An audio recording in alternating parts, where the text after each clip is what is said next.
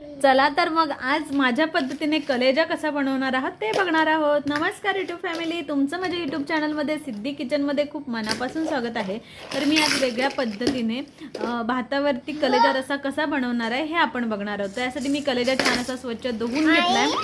त्यानंतर मी बारीक चिरलेला कांदा आणि टोमॅटो आणि लसूण टाकून थोडीशी पेस्ट तयार केली आहे आणि त्यानंतर इकडे कढई गरम व्हायला ठेवली आहे। कढई छान गरम झाल्यानंतर आपल्याला त्याच्यामध्ये 2 पळी तेल ओतून घ्यायचं आहे। तेल छान गरम झाल्यानंतर त्याच्यामध्ये आपल्याला तो कांदा टोमॅटो आणि लसूणचा मसाला टाकून घ्यायचा। तो छान भाजल्यानंतर हळद, तिखट, गरम मसाला आणि आवडीनुसार चिकन मसाला टाकून छान अशी ग्रेव्ही तयार करायची। त्यात थोडंसं पाणी टाकून मसाला शिजवून घ्यायचा। त्यानंतर कांदा खोबऱ्याचा मसाला टाकायचा आणि पुन्हा एकदा मिक्स करून झाल्यानंतर कलेजा टाकून पुन्हा एकदा मिक्स करायचं। कलेजा मसाल्याला छान असा लागला की वरून चवीनुसार मीठ आणि थोडंसं लिंबू पिळून टाकायचं। तर इथे मी लिंबू पिळून टाकलंय, तर तुम्हाला आवडत असेल तर आधी टाका किंवा नंतर टाका, कसंही चालेल।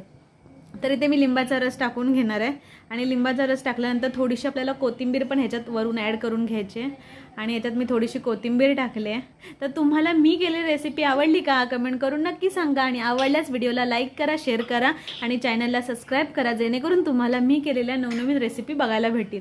तर इथे मी पाणी टाकून घेतलं 1 ग्लासभर, म्हणजे छान असा शिजण्यासाठी, कारण मी सुक्कं बनवणार नाही आहे, कलेजा रस्सा बनवणार आहे त्यासाठी।